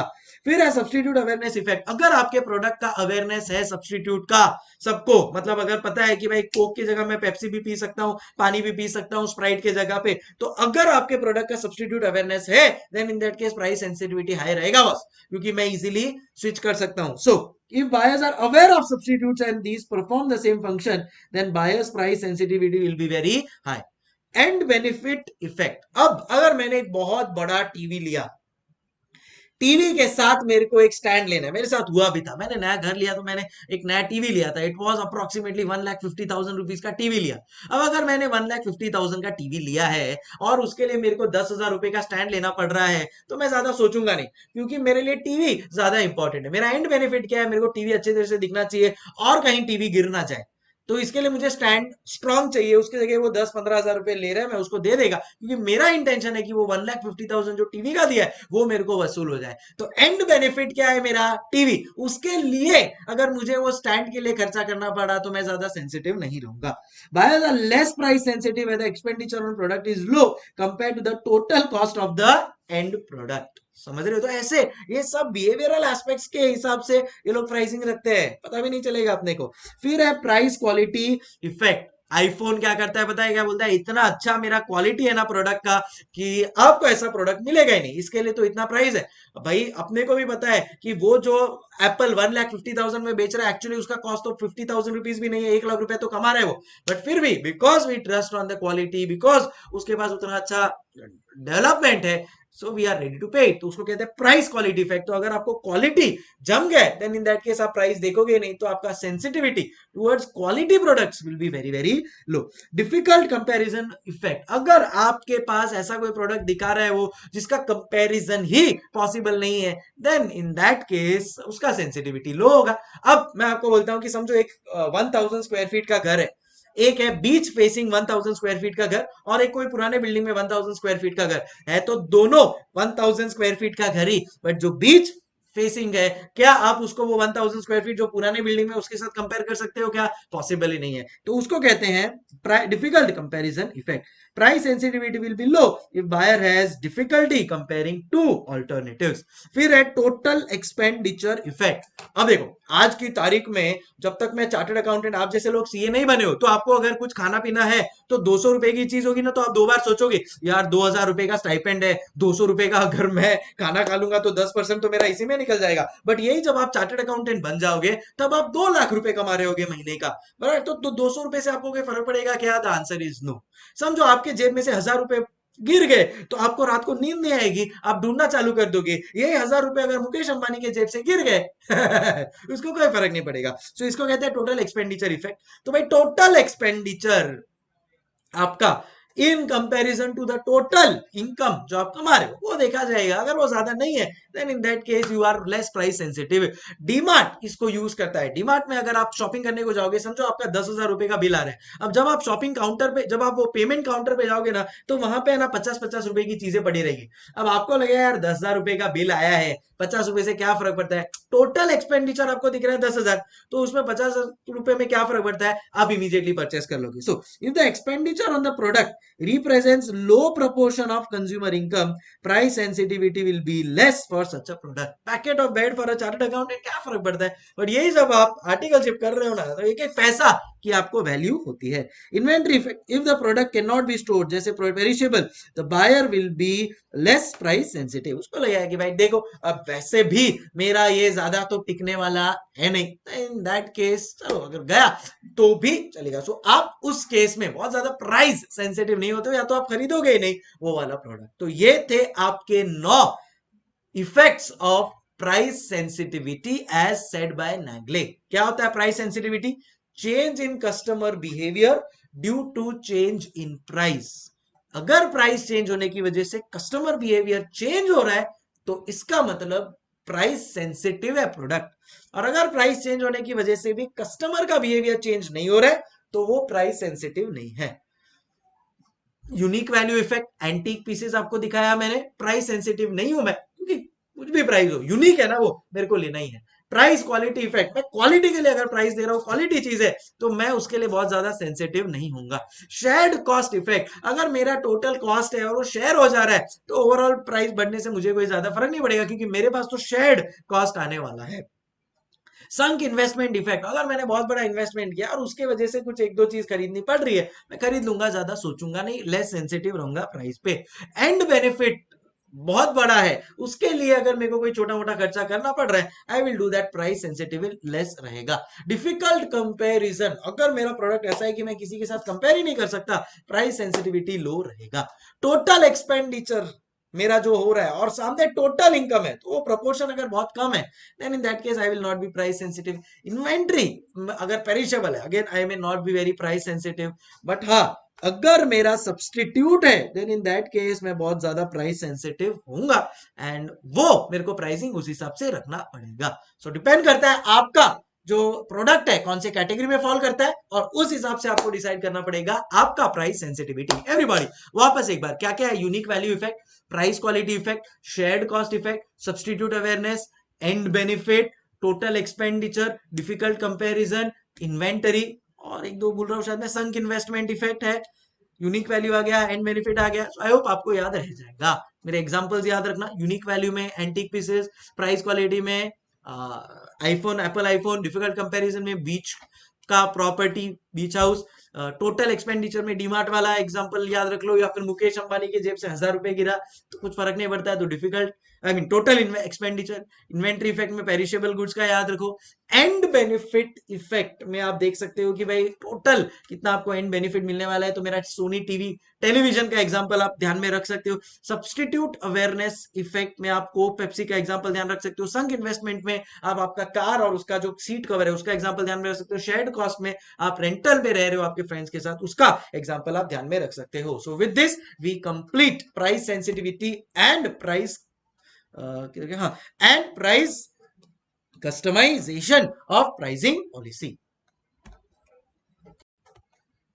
चलो नेक्स्ट है प्राइसिंग मेथड। 3 प्राइसिंग मेथड यहां पे अपने को इंस्टीट्यूट ने दिया है। एक बोला है कॉस्ट बेस्ड, दूसरा बोला है कंपटीशन बेस्ड, तीसरा बोला है वैल्यू बेस्ड। कॉस्ट बेस्ड बहुत ही सिंपल है भाई। एक ऑप्शन है आपके पास के वेरिएबल कॉस्ट के ऊपर कुछ आप अपना प्रॉफिट ऐड कर दो और उस हिसाब से बेचो। दूसरा है variable cost plus fixed cost, मतलब टोटल कॉस्ट के ऊपर बेच दो, टोटल कॉस्ट प्लस एक मार्जिन ऐड कर दो और बेच दो। या फिर आपको लग रहा है भाई टोटल कॉस्ट प्लस एक लमसम अमाउंट या एक परसेंटेज ले लो। So very very simple. So आपको क्या करना है, कॉस्ट फाइंड करना है, उसके ऊपर एक मार्जिन ऐड कर दो, परसेंटेज टर्म्स में, एब्सोल्यूट टर्म्स में, लमसम टर्म्स में, sell it in the market at that price. So पहला क्या है मेरा, cost based pricing. Method 1, estimate full cost. Full cost मतलब variable cost plus fixed cost of product and fixed profit margin. Fixed cost include selling, distribution, सब। Method 2 है marginal variable cost करो और एक ऐसा मार्कअप ऐड कर दो जिससे फिक्स्ड कॉस्ट प्रॉफिट सब आपका कवर हो जाए। यहाँ पे कब यूज होता है ये, जब कॉम्पिटिटिव एनवायरनमेंट नहीं है या बहुत ज्यादा आपको लग रहा है कि भाई आप बहुत ज्यादा सेलर्स नहीं है मार्केट में, या आप कुछ कस्टमाइज्ड प्रोडक्ट्स बना के दे रहे हैं अपने कस्टमर को, दैट टाइम आप you can use your cost based pricing method. Second जो इंपॉर्टेंट है वो है कॉम्पिटिटिव बेस्ड प्राइसिंग मेथड। इसमें 2 डिविजन है। देखो, कॉम्पिटिशन बेस्ड प्राइसिंग मतलब आप आपके कॉम्पिटिटर को देख रहे हो और उसके बेसिस पे अपना प्राइसिंग पॉलिसी डिसाइड कर रहे हो, उसको बोलते हैं कॉम्पिटिटिव बेस्ड प्राइसिंग मेथडोलॉजी। सो आपका कॉम्पिटिटर क्या कर रहा है उस हिसाब से, तो उसको कहते हैं गोइंग ऑन प्राइसिंग। क्या बोलते हैं उसको, गोइंग रेट प्राइसिंग। मतलब आपके कॉम्पिटिटर मार्केट में क्या रेट चला रहे हैं, उस रेट के हिसाब से अगर आप कुछ सेल करते हो, that is called as going rate pricing method. So pricing based on what competitors are charging. तो कॉम्पिटिटर का प्राइस निकालो, उसके बेसिस पे प्लस या माइनस कर दो any percentage based on own cost या डिमांड। सो गोइंग रेट में आता है क्या क्या, firms pricing at average level charged by industry. So industry में समझो 4-5 सेलर्स होंगे, तो सबका एक प्राइस देख लो, उसका एक एवरेज लेके you can sell it at that point in time. कब यूज कर सकते हो, जब होमोजीनियस मार्केट हो, जैसा मैंने बोला था परफेक्टली कॉम्पिटिटिव मार्केट में यूज कर सकते हो। वह डिफिकल्ट टू मेजर कॉस्ट, तो अगर आपको कॉस्ट मेजर करने में डिफिकल्टी हो रही है, मार्केट में जो प्राइस चल रहा है उसको उठा लो। Ensures good cost control, and इसके लिए कोई बहुत ज्यादा मेजर मार्केटिंग कॉस्ट की जरूरत भी नहीं है। दूसरा है सील्ड बिड। सील्ड बिड मतलब देखो, एक होता है ओपन ऑक्शन, जैसे कि आपका आईपीएल। आईपीएल में क्या होता है, से for example royal Challengers Bangalore बोल रहा है मेरे को विराट कोहली चाहिए 10 करोड़ में, तो चेन्नई सुपर किंग बोलेगा नहीं नहीं वी वांटेड 12 करोड़। तो ओपन ऑक्शन है, ट्रांसपेरेंट है, एक दूसरे को पता चल रहा है कि क्या प्राइस पे कौन सेल कर रहा है एंड कौन बाय कर रहा है। बट सील्ड बिड प्राइसिंग जो दूसरा है, उसमें क्या होता है कि आपका जो बिड है ना वो सील्ड होता है। ये मेजरली गवर्नमेंट कॉन्ट्रैक्ट्स में यूज होता है। तो कई बार गवर्नमेंट को समझो फॉर एग्जांपल फ्लाईओवर बनाना है, मेट्रो स्टेशन बनाना है, या कुछ भी डिफेंस का काम करवाना है, तो गवर्नमेंट को लगता है भाई हम खुद नहीं कर पाएंगे बट ये करवाना जरूरी है। तो इन सच सिचुएशन गवर्नमेंट क्या करेगा, बोलेगा जो भी उसका, फॉर एग्जांपल फ्लाईओवर है तो उसके लिए वो बोलेगा भाई हमको फ्लाईओवर बनवाना है, हम प्राइवेट कॉन्ट्रैक्ट पे देने को रेडी हैं, जिसको भी ये कॉन्ट्रैक्ट लेना है प्लीज हमारे को वो एक बिड दे दो, उसमें आप आपका क्वालिटी ऑफ मटेरियल, तो क्वालिटी ऑफ मटेरियल गवर्नमेंट खुद ही डिसाइड करता है, बोलता है ये क्वालिटी ऑफ मटेरियल चाहिए, तो ताकि सबको पता है कि भाई ये क्वालिटी ऑफ मटेरियल के लिए उनको क्या प्राइस देना है, उसमें सबसे लोएस्ट कॉस्ट जिसका भी आता है ऑप्शन होता है 1 2 3 एंड उसको वो मिल जाता है। बट अगेन यहाँ पे बोल रहा हूं मैं, सील्ड होता है, मतलब पता नहीं होता है, तो से फॉर एग्जांपल मेरे को हाईवे के लिए या रोड बन रहा है उसके लिए मेरे को देना है अपना प्रोजेक्शन, तो मैं एक कॉम्पिटिटर एनालिसिस करूंगा कि भाई कौन सा कॉम्पिटिटर क्या प्राइस देगा, डेफिनेटली मैं उससे कम में देना चाहूंगा, क्योंकि गवर्नमेंट तो उसी को कॉन्ट्रैक्ट देगा जो सेम क्वालिटी में कम प्राइस में काम करके दे। So that is called as sealed bid. यहाँ पे देखो, bid is firms offer price kind of tender pricing, defence contract government related work में काम होता है ये। कॉन्ट्रैक्ट किसको मिलता है? Lowest bidder highest quality. Bidder will be bid based on his minimum marginal cost. भाई देखो कुछ भी हो जाए, कोई भी अपना आदमी मार्जिनल कॉस्ट तो रिकवर करने ही वाला है। Bid decided on overall market condition. So मैं मार्केट स्टडी करूंगा, कॉम्पिटिटर एनालिसिस करके फिर डिसाइड करूंगा ओके इतना प्राइस पे रखना है। सो अभी तक कौन सा मेथड किया आपने? एक किया कॉस्ट बेस्ड प्राइसिंग, उसमें एक तो वेरिएबल कॉस्ट के ऊपर या टोटल कॉस्ट फुल कॉस्ट के ऊपर एक अपना मार्कअप ऐड कर दोगे। इसमें क्या होता है, जब आप अपना प्राइसिंग सेट करते हो तो या तो कॉम्पिटिटिव एनवायरनमेंट नहीं है या आप कुछ कस्टमाइज प्रोडक्ट दे रहे हो अपने कस्टमर को, then it's okay. Competitive based pricing में दो तरीके होते हैं, एक होता है गोइंग रेट, मार्केट में जो रेट चल रहा है उस पर थोड़ा एडलेस कर दो, या दूसरा होता है सील्ड बिड, आप अपना बिड एक बार ऑफर दो गवर्नमेंट को, अगर it is highest quality lowest cost then you will get that contract, आप कर सकते हैं उसको। थर्ड मेथड है वैल्यू बेस्ड प्राइसिंग मेथड, जो कस्टमर्स परसेप्शन ऑफ वैल्यू पे बेस्ड है। अभी अगर से फॉर एग्जांपल मैं कहीं पे होटल में खाना खाने को गया, तो मैंने समझो पाव भाजी ऑर्डर किया और बहुत अच्छा पाव भाजी था, तो अब वो पाव भाजी का कॉस्ट होटल को कितना पड़ा? 250 रुपीज। कितना पड़ा या समझो ले लो 100 रुपीज उसको कॉस्ट पड़ा, उसने मेरे से कितना चार्ज किया? वो पाव भाजी का 150, बट मैंने बोला कि यार क्या सुपर पाव भाजी था यार, इसका तो मैं 200 रुपया भी देने को रेडी हूं। तो मेरा परसीव्ड वैल्यू मतलब बेनिफिट टू द कस्टमर, मतलब कस्टमर को क्या लग रहा है कि कितने का उसका वैल्यू था, इट वॉज ₹200। एंड उसके भी ऊपर आता है टोटल ट्रू इकोनॉमिक वैल्यू, जहां पे आपको लगता है कि यार ये खाने से मेरा शाम का खाने की भी मेरे को जरूरत नहीं पड़ी, इतना फीलिंग था, इतना हैवी था, तो मेरे लिए तो उसका ट्रू इकोनॉमिक वैल्यू हो गया 300। कैसे कि भाई 200 रुपए का तो उसका मेरे को वर्थ लगा, इतना अच्छा उसका टेस्ट था, प्लस वो इतना ज्यादा क्वांटिटी था कि वो खाने की वजह से मुझे शाम का खाने का बाहर का जरूरत नहीं पड़ा, उतना मेरा पैसा बच गया, तो मेरे लिए तो उसका ट्रू इकोनॉमिक वैल्यू कितना हो गया? 300 रुपीज। तो समझ रहे हो आप, एक होता है कॉस्ट जो होटल खुद कैलकुलेट करेगा, भाई उसको खुद को पाव भाजी बनाने का कितना कॉस्ट लग रहा है 100, उसने मेरे को कितने में दिया 150 में, तो वो भी कुछ प्रॉफिट कमाएगा, वो उसका सेलिंग प्राइस हो गया, उस पे मेरे को क्या बेनिफिट लगा? उसका 200 जितना, बट मेरे को उसका एक्चुअली फायदा कितना हुआ? 300 रुपीज जितना फायदा हो गया।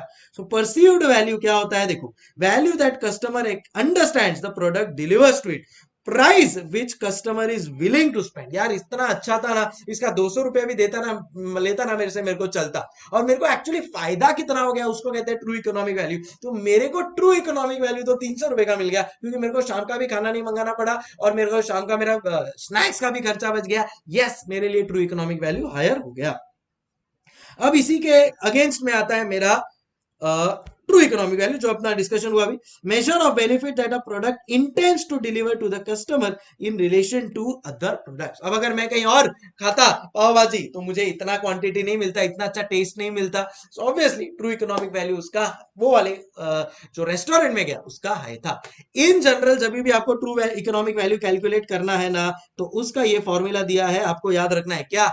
Cost of next best alternative plus value of performance differential. मतलब अगर मेरे को पाव भाजी कहीं और मिल रहा है तो वो कितने का मिल रहा है? तो cost of next best alternative plus value of price differential. It can be plus, it can be less, मतलब अगर उसमें कुछ ज्यादा बेटर क्वालिटी है जो भी मैं करंटली यूज कर रहा हूं, उससे हो सकता है ऑल्टरनेटिव बेटर हो, तो वो ऐड हो जाएगा, और अगर if it is less than in that case वो लेस हो जाएगा। सो अगर मेरे को पाव भाजी कहीं और से 125 रुपीज में मिल रहा है तो 125 हो गया, प्लस जो भी उसका डिफरेंशियल में मेरे को ऐड करना है जिसकी वजह से मेरे को बेनिफिट मिल रहा है या कम बेनिफिट मिल रहा है वो लेस या ऐड हो जाएगा। So T true economic value जिसको टीईवी कहते हैं उसका फॉर्मूला क्या हो जाएगा, cost of next best alternative plus value of performance differential. ज्यादा भी हो सकता है, कम भी हो सकता है। So cost of next best alternative क्या है, cost of comparable product plus value of additional feature provided by the seller. Again ज्यादा भी हो सकता है, कम भी हो सकता है। If our product is superior तो add to true economic value, और अगर अपना प्रोडक्ट इंफीरियर है तो reduce from true economic value. समझो टी प्राइस आप लेने को ले गए तो अभी देखो चाय एक नॉर्मल रेस्टोरेंट में भी मिलता है 20 रुपए का, और एक 5 स्टार रुपए में सेम चाय मिलेगा आपको 500 रुपए में। क्यों? क्योंकि वो उतना आपको ट्रू इकोनॉमिक वैल्यू दे रहा है, एम्बियंस दे रहा है, आपको उतना अच्छा सर्विस देगा। Sir would you like to have some tea, sir should I put some tea into it, और वही नॉर्मल रेस्टोरेंट में आके सीधा आएगा, वेटर रख के जाएगा, बात खत्म, ना कोई एसी ना कुछ। तो फर्क है ना, वही चीज का ये वैल्यूएशन का डिफरेंस है।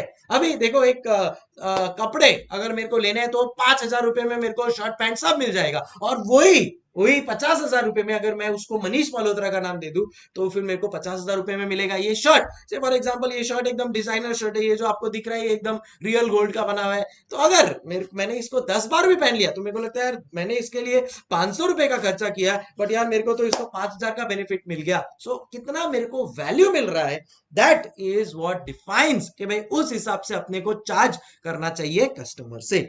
यहाँ पे देखो अगर मैं टी की बात करूं तो नॉर्मल रेस्टोरेंट में 20 रुपए में मिलता है, 5 स्टार होटल में 500 रुपए में मिलेगा। Pricing based on true economic value वो लोग करते हैं। सो ये 5 स्टार होटल वाले ट्रू इकोनॉमिक वैल्यू का कॉन्सेप्ट समझते हैं, तो उनको पता है कि भाई ये अपन तो क्या वैल्यू दे रहे हैं उसको, इतना अच्छा एम्बियंस, इतना अच्छा service, all of that we are giving, so definitely we can charge such a huge amount. Example number 2 में मैंने एक इधर लिखा है फैशन क्लोथिंग सब्यसाची। तो ये अगर शर्ट मैं कहीं से खरीदा तो मेरे को 1,000 रुपए में मिला, अगर इसके ऊपर लग जाए सब्यसाची या मनीष मल्होत्रा तो ये सेम 1,000 रुपए का टी शर्ट 10,000 रुपए का हो जाएगा। क्यों? क्योंकि उसका मेरे को फिर एक ब्रांड वैल्यू मिल रहा है, मेरे को एक रिस्पेक्ट मिल रहा है कि हाँ भाई देखो इसने मनीष मल्होत्रा है सब्यसाची का क्लोथिंग पहना है। तो इसको कहते हैं ट्रू इकोनॉमिक वैल्यू। कैसे करोगे? Cost of next best alternative plus value of difference performance differential. अगर अपना बेटर है then in that case add to TV, अगर अपना खराब है then reduce from TV. So 3 methods अपने क्लियर हो गए होंगे आपके पास। कौन से? एक है competition method which is sealed bid and going rate, एक है कॉस्ट बेस्ड जहां पे वेरिएबल कॉस्ट प्लस या फिक्स टोटल कॉस्ट प्लस आप ले सकते हो, एंड एक है वैल्यू बेस्ड में true economic value and perceived value. So I hope we are absolutely clear with the types और मेथड्स ऑफ प्राइसिंग। अच्छा इसमें और एक पॉइंट है, framework to create value for customers. तो आप कस्टमर्स को कैसे वैल्यू क्रिएट कर सकते हो? तो एक है कि भाई उसके नीड्स को सेटिस्फाई करो, ऐसा प्रोडक्ट बनाओ, कुछ प्रमोशनल प्रोग्राम में उसको दे दो, डिस्ट्रीब्यूशन चैनल आपका सेट होना चाहिए, and design proper pricing strategy. तो अगर ये 4 चीज यूज करोगे you will be able to provide the best value to the customer. क्या? प्रोडक्ट अच्छा, ऐसा प्रोडक्ट बनाओ जिससे कस्टमर वांट्स सेटिस्फाई हो जाए, बेस्ट क्वालिटी मिल जाए, प्रॉपर प्रमोशन होना चाहिए, डिस्ट्रीब्यूशन चैनल सही होना चाहिए, सही प्राइसिंग पॉलिसी होना चाहिए, and definitely we will be able to ask for the best price. चलो नेक्स्ट है मेरा pricing in periods of recession. देखो अभी इंडिया में तो ऐसा अपन ने इतना रिसेशन नहीं देखा है, बट मैं आपको बोलता हूं 2009 में बहुत बड़ा रिसेशन आया था थैंक्स टू अमेरिका, जहां पे 2 बहुत बड़ी बैंक्स थी, लीमन ब्रदर्स और बहुत सारे बैंक्स क्लोज हो गए, जिसकी वजह से पूरे वर्ल्ड को रिसेशन फेस करना पड़ा। वैसे अगर आपको रिसेशन देखा है तो आप लोग ने कोविड के सिचुएशन में देखा होगा कितनी सारी कंपनीज एंड कितने सारे बिजनेसेस को लॉस फेस करना पड़ रहा था, and they were also into recession. तो रिसेशन में एक चीज याद रखना चाहिए कि कभी भी आपको सीधा बिजनेस बंद नहीं करना है। व्हाई? बिकॉज अगर आप पूरा बिजनेस बंद कर देते हो तो फ्यूचर में जब इकोनॉमिक प्रोस्पेक्ट सही हो जाएंगे, जो हो नहीं है बिकॉज ये एक साइकिल है, तब आपको बहुत बड़ा प्रॉब्लम हो सकता है। So in case of recession you may have to sell at a price less than total cost, but कुछ भी हो जाए बॉस मार्जिनल से तो मैं ज्यादा कॉस्ट पे बेचना ही चाहिए। अब देखो रिसेशन अगर आया फिर भी मेरे को मेरा बिजनेस चालू रखना चाहिए। उससे क्या होगा, जो मेरा प्लांट एंड मशीनरी है वो फंक्शनिंग रहेगा। फिर बाद में फ्यूचर में अगर बहुत अच्छा बूम आ गया, अच्छा स्कोप लगा, देन इन दैट केस मेरे पास वो ऑर्डर्स आ सकते हैं। सो देखो plant and machinery can be prevented from deterioration. जो मेरे स्किल्ड एम्प्लॉइज है, अगर मैं बोल दूंगा नहीं मैं तो अपना बिजनेस बंद कर रहा हूं, तो वो स्किल्ड एम्प्लॉइज छोड़ के कहीं और चले जाएंगे। फिर अगर वापस सिचुएशन अच्छा हो गया और मैं सोच रहा हूँ कि चलो अब मैं वापस बिजनेस को चालू करता हूं, तो ये तो पॉसिबल नहीं हो पाएगा। तो firm can continue to produce and use service of skilled employees who are well trained and will be difficult to re-employ later if required। तो अभी तभी तो मैंने निकाल दिया, फिर मैं उनको बोलूंगा यार वापस आ जाओ ना, तो नहीं आएंगे क्योंकि वो कहीं और ज्वाइन कर चुके हैं। प्लांट एंड मशीनरी अगर मैं ऐसे ही पड़ा रखूंगा तो डिटीरियोरेट हो जाएंगे, वो डिटीरियोरेट होने से बच सकते हैं। Business would be ready to take advantage of improved business conditions later, avoids the competition of securing the business of the firm. तो देखो क्या होगा, रिसेशन में भी अगर मैं कंटिन्यू रख रहा हूं, then in that case customers को ध्यान रहेगा वो चीज, and they will obviously order from me, ताकि मेरा एटलीस्ट ब्रेक इवन प्रॉफिट तक मैं आ जाऊं। A situation like this should not lead to a drastic price cutting। आपने ऐसा किया कि बहुत ज्यादा प्राइस कट कर दिया और बाद में बिजनेस सिचुएशन इंप्रूव हो गए, या आपने किसी को कमिट कर दिया 6 महीने तक यही प्राइस रखूंगा और 3 महीने में बिजनेस अगर इंप्रूव हो गया, देन अगेन प्रॉब्लम हो सकता है। So situation like this should not lead to drastic price cutting and orders accepted should not cover a long period extending over the production facilities when business conditions improve. So recession में चालू रखना है ताकि plant and machinery सही चलता रहे boss, deteriorate ना हो, स्किल्ड एम्प्लॉइज अपने को छोड़ के ना जाए। फ्यूचर में जब बिजनेस कंडीशंस इंप्रूव हो तब मेरे को उसका बेनिफिट मिल जाए। ड्रास्टिक प्राइस कटिंग नहीं करना है ताकि फ्यूचर कंडीशंस इंप्रूव हो तो I can charge a better amount. इस सेम लाइन में और एक है प्राइसिंग बिलो मार्जिनल कॉस्ट। कभी कभार आपको मार्जिनल कॉस्ट के नीचे भी बेचना पड़ता है, स्पेशली अगर आपके पेरिशेबल प्रोडक्ट्स हो। तो कभी भी रात को है ना सब्जी लेने के लिए जाना, सब्जी फ्रूट्स लेने के लिए रात को जाना, वो आपको मुंह महंगा प्राइस पे देगा, क्योंकि उसको पता है अदरवाइज उसको तो पूरा फ्री में डिस्पोज करना पड़ेगा। उससे अच्छा जो प्राइस मिले, कभी कभार मार्जिनल कॉस्ट भी अगर रिकवर नहीं हुआ तो भी चलेगा भाई, एटलीस्ट कुछ तो मिला। सो where materials are of perishable nature जैसे fruits and vegetables। Second example है चेंजिंग फैशन क्लोथिंग। तो अगर आप ना फैशन एकदम चेंज हो गया और आपके पास पुराना स्टॉक पड़ा है, देन इन दैट केस आपके पास कोई नहीं लेगा वो स्टॉक, प्लस वो ऐसे ही पड़ा रहेगा। क्या मतलब है, मैं ना एक बार एक शॉप में गया था, वहां पे मैंने ना पॉपकॉर्न मेकर देखा। तो पॉपकॉर्न मेकर अच्छा था, बट फॉर सम रीजन वो पॉपकॉर्न मेकर उनका प्रोडक्ट नहीं चला। तो मैंने उनको बोला कि भाई देखो आप अगर आप इसको मेरे को, उनका कॉस्ट था 120, पर मैंने बोला आप मेरे को 100 रुपए में दोगे ना तो मैं 200 यूनिट उसका ले लूंगा। मेरे को वैसे भी 200 यूनिट चाहिए था, उसने बोला 200 रुपए में, 100 रुपए में ले ले। क्यों? क्योंकि एक तो उसका स्टोरेज जा रहा था, उसकी वजह से वो दूसरा नया प्रोडक्ट नहीं ला पा रहा था, उसने बोला लेके जा लेके जा। सो अगर चेंजिंग वैसे ही कुछ फैशन इंडस्ट्री के लिए होता है कि भाई अगर बोलते ना इंडस्ट्री फैशन चेंज हो गया तो हो सकता है आपको आपका प्रोडक्ट सेल करना पड़ेगा at lowest price, where stocks have been accumulated in large quantities and market prices have fallen. अब कई बार आपका नया प्रोडक्ट लॉन्च करने के लिए पुराने प्रोडक्ट को आप कम प्राइस पे निकाल सकते हो, where such reduction enables the firm to boost sales of other products. जैसे आईफोन 11 के लिए आईफोन 12 आया तो आईफोन 11 कम में निकालना चालू कर दिया कि भाई जो स्टॉक बचा है उसको खत्म करो ताकि लोग अब खाली आईफोन 12 ले और हम लोग भी उसी को प्रोड्यूस करके सेल करें।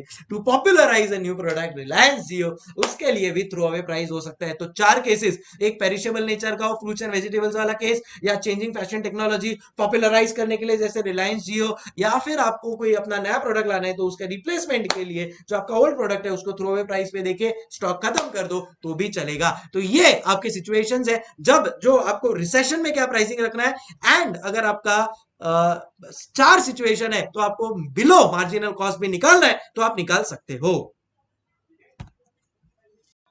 नेक्स्ट है अपना प्राइसिंग स्ट्रैटेजी। देखो दो तरह के प्राइसिंग स्ट्रैटेजी होता है, एक होता है स्किमिंग, दूसरा होता है penetration pricing. Skimming pricing strategy का मतलब होता है कि आप अपने प्रोडक्ट को एकदम एक्सट्रीमली हाई प्राइस पे बेचो स्टार्टिंग में, जो भी क्रीम है उसको खा लो, और फिर बाद में जब आपके प्रॉफिटेबिलिटी को देखकर जलकर कॉम्पिटिटर आना चालू करे तब अपना प्राइस कम कर दो।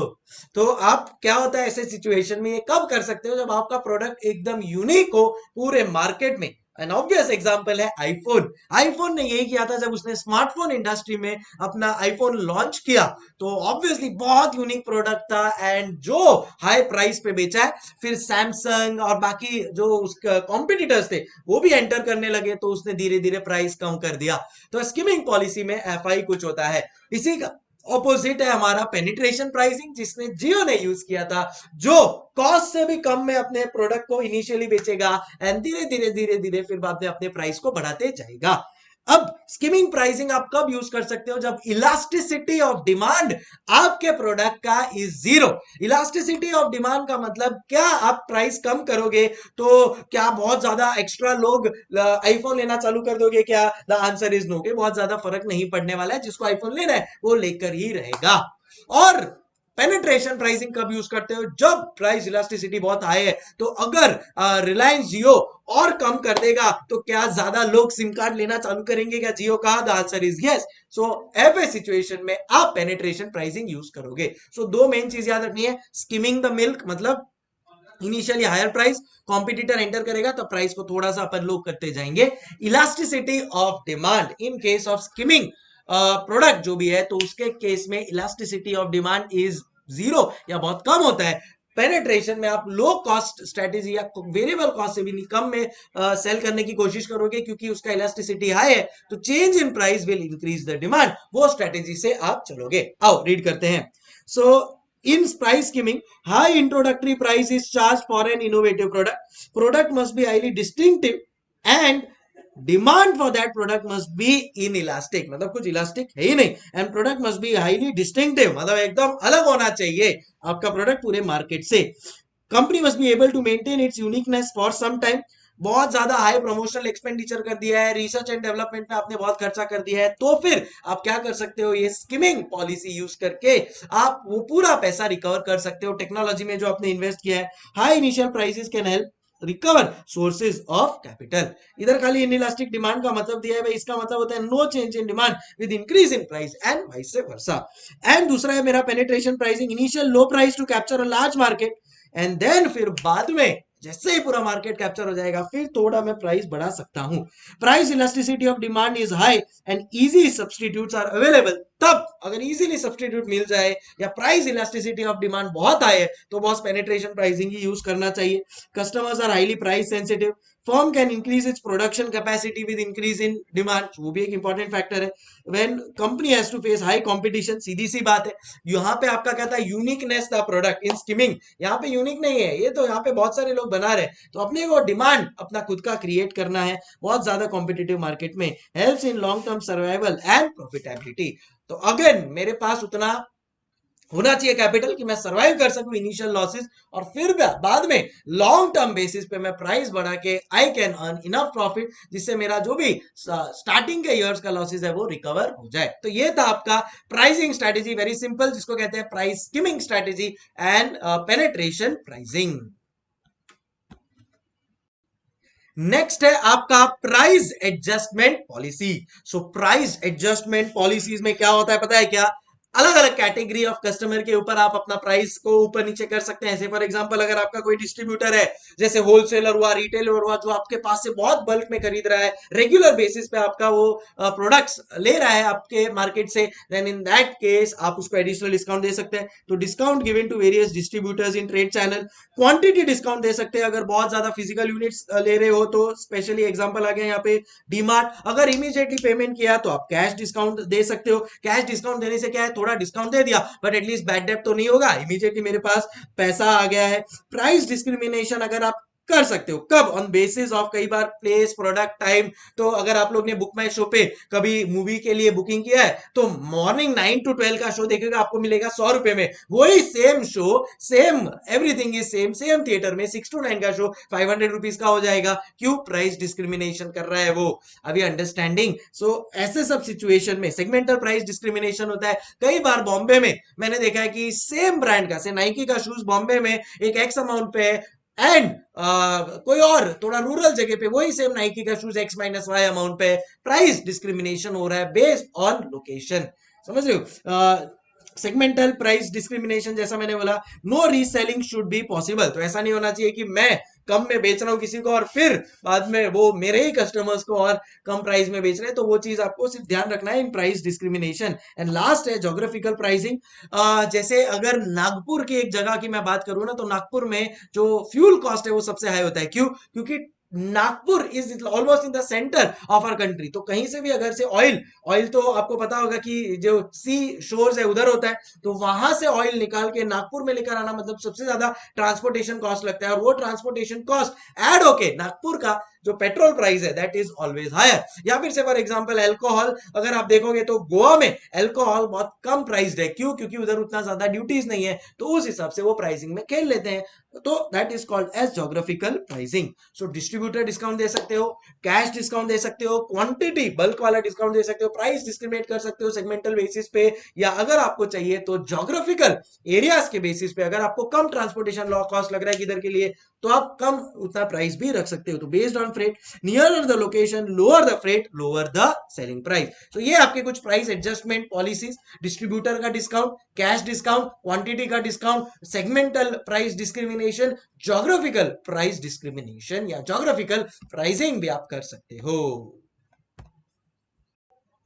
चलो अब समझने की कोशिश करते हैं कि different stages of life cycle में क्या प्राइसिंग यूज करना चाहिए। अगर आपका एकदम यूनिक प्रोडक्ट है तो इंट्रोडक्शन साइकिल में आप इंट्रोडक्शन स्टेज में स्कीमिंग पॉलिसी यूज करो। जैसे जैसे आपका ग्रोथ हो रहा है और कॉम्पिटिटर्स आते जा रहे हैं, तब थोड़ा सा प्राइस को आप रिड्यूस कर सकते हो to penetrate the market further. फिर बाद में जब मेच्योरिटी स्टेज पे आ रहे हो, जो एप्पल अभी करंटली स्टेज पे, मेच्योरिटी स्टेज पे एप्पल, तो वो क्या कर सकता है, कॉम्पिटिटर प्राइसिंग यूज कर सकता है। भाई कॉम्पिटिटर के हिसाब से जो प्राइस है वो रख सकता है। लास्ट में डिक्लाइन स्टेज पे सीधा प्राइस को कम कर दो। एंड अगर आपका प्रोडक्ट बहुत यूनिक नहीं है, then in that case market enter करने के लिए आप पेनिट्रेशन प्राइसिंग यूज कर सकते हो to enter the market and gain high share quickly. Growth stage में भी आप वही प्राइस रखोगे, बहुत ज्यादा चेंजेस नहीं करोगे। फिर बाद में मेच्योरिटी स्टेज में अब आप थोड़ा हाई प्राइस रख के प्रॉफिट रिकवर करने की कोशिश करोगे। एंड देन डिक्लाइन स्टेज पे based on how your product is doing in the market, उस हिसाब से आप डिसाइड कर सकते हो। तो चार मेरे स्टेज है, introduction stage, growth stage, maturity stage, decline stage. In skimming pricing अगर आप यूज करते हो इन योर इंट्रोडक्शन स्टेज, अगर आपका एकदम यूनिक प्रोडक्ट है तो उसके ग्रोथ स्टेज में आप थोड़ा सा प्राइस कम कर सकते हो कॉम्पिटिटर को एंटर करने से रोकने के लिए। मैच्योरिटी स्टेज में कॉम्पिटिटर प्राइसिंग आप यूज कर सकते हो एंड डिक्लाइन स्टेज में प्राइस कट कर सकते हो। इन केस ऑफ पेनिट्रेशन प्राइसिंग आप इंट्रोडक्शन एंड ग्रोथ स्टेज में बिलो द कॉस्ट आप कम प्राइस पे सेल करोगे so that you have the maximum market share. फिर बाद में आप मैच्योरिटी स्टेज में थोड़ा सा प्राइस बढ़ा के एट अ हायर लेवल बेच सकते हो so that you can recover the profit at the best level. And decline stage पे देखना पड़ेगा आपको how the overall market is working, उस हिसाब से आप अपना प्राइसिंग रख सकते हो। सो ये डिफरेंट लाइफ साइकिल पे डिफरेंट प्रोडक्ट प्राइसिंग। चलो फिर है आपका strategic pricing of new products. अब देखो आपका जो न्यू प्रोडक्ट है ना, वो कोई भी तीन कैटेगरी में फॉल करेगा। या तो वो एकदम रेवोल्यूशनरी होगा जैसे कि आईफोन जिसने पूरा इंडस्ट्री को चेंज कर दिया, या फिर होगा वो एवोल्यूशनरी जैसे कि सैमसंग जिसने रेवोल्यूशनरी प्रोडक्ट से थोड़ा बहुत सीखा और फिर खुद के कुछ फीचर्स ऐड किए। या फिर आपका प्रोडक्ट होगा मी टू प्रोडक्ट, एक चीप वर्जन ऑफ रेवोल्यूशनरी और रेवोल्यूशनरी प्रोडक्ट जहां पे आप खाली कॉपी करके एज इट इज आपका खुद का प्रोडक्ट बना रहे हो। तो आपको देखना पड़ेगा कि आपका प्रोडक्ट कहां पे फॉल करता है। क्या वो रेवोल्यूशनरी है? रेवोल्यूशनरी मतलब product new to market and replacing existing methods और टेक्नोलॉजीज, और आप मार्केट लीडर बन जाते हो। Create own value with product differentials and product uniqueness. ऐसे केस में आप क्या करोगे? Premium pricing for taking first initiative. मेरा बेस्ट एग्जांपल है आईफोन। सेकंड है मेरा इवोल्यूशनरी। इवोल्यूशनरी क्या कर रहा है? देखेगा रेवोल्यूशनरी को, उस हिसाब से और बाद में अपने खुद के भी कुछ फीचर्स ऐड करेगा। सो एवोल्यूशनरी प्रोडक्ट क्या बनाएगा? Upgraded version of revolutionary product. Market settler है वो, एक तो मार्केट लीडर, यहां पे वो मार्केट में अपने आप को सेटल कर रहा है। Few additional characteristics than revolutionary. Pricing किस बेसिस पे? डिमांड, कॉस्ट, डिमांड बेनिफिट के बेस पे डिसाइड करते हैं। सैमसंग वन प्लस सबसे बेस्ट एग्जांपल है। एंड फिर होता है अपना मी मीटू, तो मीटू क्या करता है, बाकी दोनों इवोल्यूशनरी रेवोल्यूशनरी प्रोडक्ट को स्टडी करेगा, same is it is copy बना देगा जैसे कि चाइना वाले करते हैं. So product emerged as a result of success of revolutionary evolutionary product. वो एक प्योर मार्केट फॉलोअर है, चीप कॉपी बनाएगा, रेप्लिका बनाएगा एंड प्राइस टेकर है, इनफैक्ट मच लोअर प्राइस रखेगा देन रेवोल्यूशनरी और एवोल्यूशनरी. जैसे कि ओप्पो वीवो, तो मैंने बोला कोई भी चाइना मोबाइल ले लो, जैसे ये कार्बन लावा और ये सब जो भी है वो सब क्या है, मी टू प्रोडक्ट्स हैं.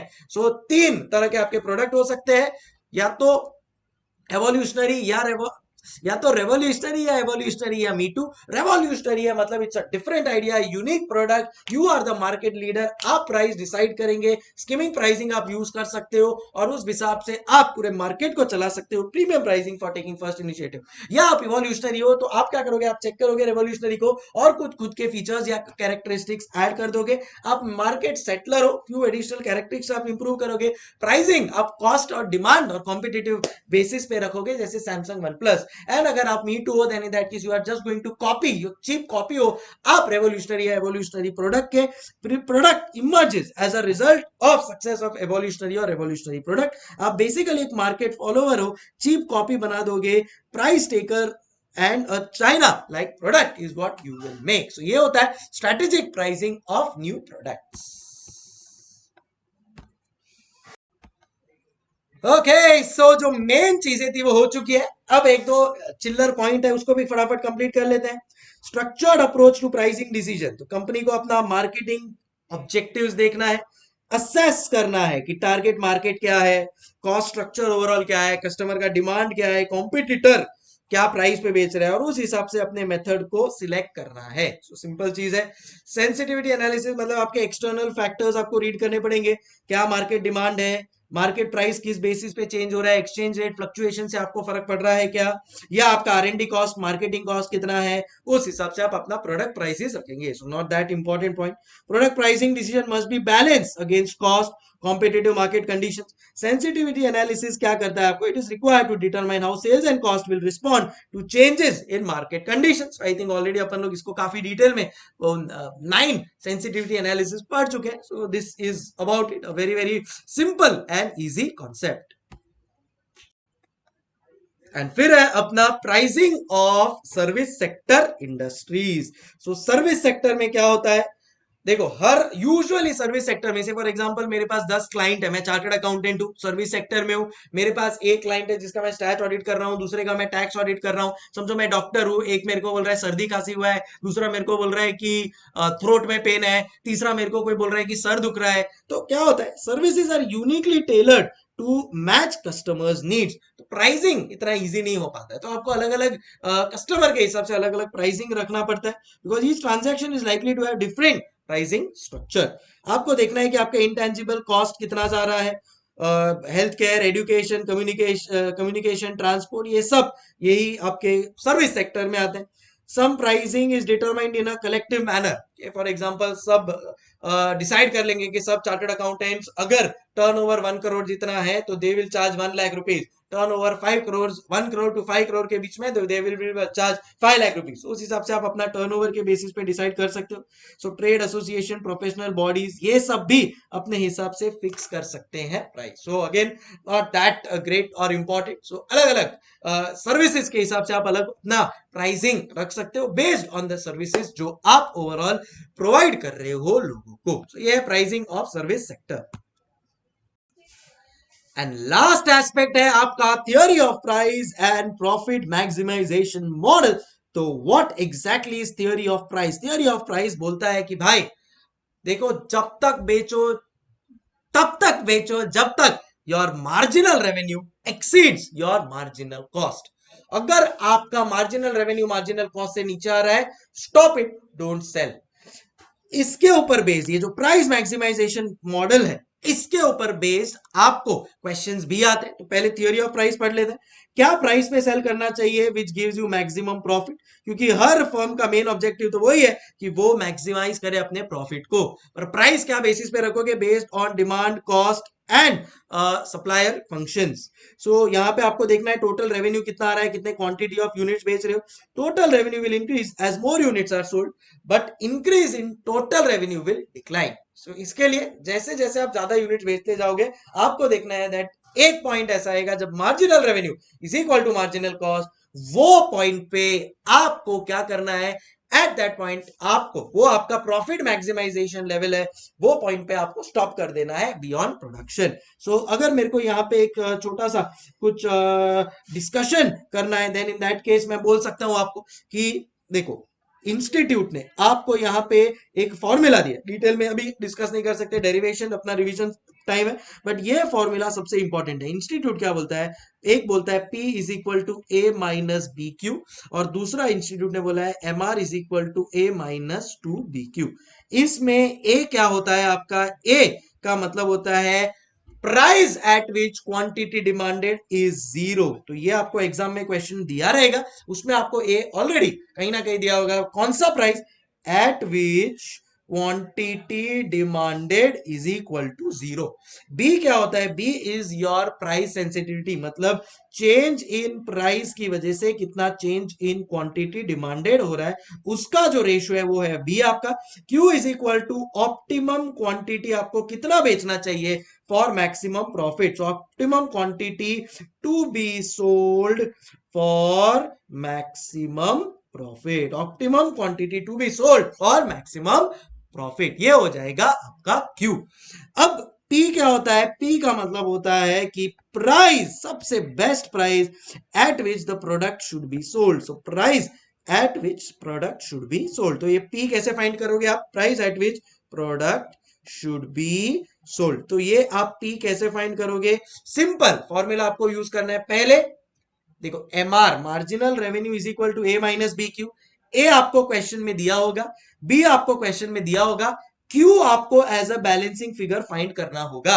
आप ये क्यू जो बैलेंसिंग फिगर है कैसे फाइंड करोगे, मैं आपको बताता हूं। MR आपको डायरेक्टली नहीं दिया होगा, but we know profit is maximum where MR is equal to MC। Profit is maximum कहां पे, जहां marginal revenue is equal to marginal cost, marginal cost मतलब वेरिएबल कॉस्ट, तो जहां marginal revenue is equal to marginal cost, वहां पे profit maximum है, क्योंकि उसके बियॉन्ड जाओगे तो मार्जिनल कॉस्ट मार्जिनल रेवेन्यू से ज्यादा हो जाएगा और लॉस हो जाएगा, जो अपने को नहीं चाहिए। तो कौन सा है वो ऑप्टिमल पॉइंट जहां पे प्रॉफिट मैक्सिमम होता है, marginal revenue is equal to marginal cost. So आपको क्वेश्चन में है ना मार्जिनल रेवेन्यू दिया होगा, तो मार्जिनल रेवेन्यू अगर दिया, मार्जिनल कॉस्ट आपको दिया होगा, तो कहना है इसे मार्जिनल कॉस्ट आपको दिया है, तो marginal cost is equal to marginal revenue at profit maximum. तो आप मार्जिनल कॉस्ट दिया है इक्वल टू मार्जिनल रेवेन्यू मिल गया।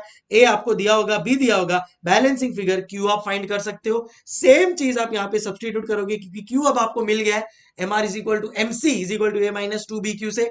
आपके पास B आ गया है बाय यूजिंग दिस फॉर्मूला, आपके पास A है already available, price at which quantity demanded is equal to zero, and आप आपके and intent which is P के ऊपर पहुंच पाओगे, price at which product should be sold. ए सब जुगड़ू। सो यहां पे बस वही चीज दी है, profit is maximum at a level of output where marginal revenue is equal to marginal cost, where marginal revenue is equal to marginal cost. तो बस मार्जिनल कॉस्ट फाइंड करो और उसको यहां पे सब्सटीट्यूट करो, A minus two B Q का Q मिल जाएगा, इसको यहां पे सब्सटीट्यूट करो, P मिल जाएगा जो आपको एंड में चाहिए। Determines the level up to which production can be continue. Basic price equation क्या है, P is equal to A minus B Q, where P is equal to price, B is equal to slope of demand का मतलब change in price upon change in quantity, Q is equal to quantity demanded. अब marginal revenue का equation, MR is equal to P is equal to A minus MR is equal to MC is equal to A minus two B Q, जो इधर मैंने आपको बताया। सो ये जो मैंने आपको क्रोनोलॉजी समझाई, बस उस क्रोनोलॉजी में आपको सॉल्व करना है एंड इजीली आपका सम सॉल्व हो जाएगा। गारंटीड 8 मार्क्स का जो क्वेश्चन है वो आपको आ जाएगा। अगर आप मेरा यहाँ पे आगे बुक में मास्टर सम्स रिफर करोगे ना, तो सेम कॉन्सेप्ट मैंने मास्टर सम्स में कवर किया है, एंड वो मास्टर सम्स का अगर आप कॉन्सेप्ट करोगे सॉल्व तो आपको वो आंसर आ जाएगा। देखो, marginal cost equal to marginal revenue है, यहाँ पे अपन लोग ने पूरा इसका आंसर आ गया है, एकदम मस्त वाला क्वेश्चन लिया है। देखो इधर A P B Q सबको डिफाइन किया है, क्या होता है वो, एंड फिर अपन लोग ने सॉल्व कर लिया है। ओके, इसी के साथ कंप्लीट होता है मेरा theory of price and profit maximisation model as well. आप अपना मॉड्यूल खोल सकते हैं, everything each and every aspect जो भी है यहाँ पे वो सब का सब मैंने कवर कर दिया है। तो आपको चाहिए तो आप अपना मॉड्यूल भी खोल सकते हो और please keep on sharing your positive thoughts through the comments so that और लेक्चर्स में आप लोग के साथ लाते रहा हूं और अपन लोग मैजिक बुक को कवर करें, रिविजन्स को कवर करें। अभी टेस्ट सीरीज आप देते रहो रेगुलर बेसिस पे, मजा आ जाएगा and that's what we want. मैं बोल रहा हूं आपको एग्जाम्शन लाना ही है सब्जेक्ट में। बस अब मैंने तो सोच लिया आपके लिए, आप भी अगर मन में सोच लो ना, then nothing can stop us. So देखो इधर अगर मैं मॉड्यूल का खोलूं तो theory of price, profit maximisation model, different market structures में क्या अपना प्राइसिंग पॉलिसी होगा, price sensitivity, customization, price adjustment, pricing method में competition, cost, value based, recession में marginal below pricing below marginal cost में आपको क्या करना है, सर्विस इश्यूज में क्या होगा, स्किमिंग पेनिट्रेशन प्राइसिंग पॉलिसी क्या होगा, उसमें क्या करोगे, प्रोडक्ट लाइफ साइकिल, अलग अलग प्रोडक्ट लाइफ साइकिल में कैसे प्राइसिंग रखोगे, all of this is covered. आप पूरा आपका मॉड्यूल देख सकते हो एंड आपको रियलाइज होगा, ये देखो ये वाला फॉर्मूला अपन लोग ने पूरी तरह से समझ लिया। M R is equal to M C, A is equal to P is equal to A minus B Q, M R is equal to P is equal to A minus two B Q. तो ये सब अपन लोग कर लेंगे तो easily we will get the final answers. Types of market मेरे पूरी तरह से सब कवर्ड है, everything covered as per ICI module language. Thank you so much. Hasta la vista. Keep sharing, keep commenting, keep liking. Lots of love and lots of happiness. Take care. Hasta la vista.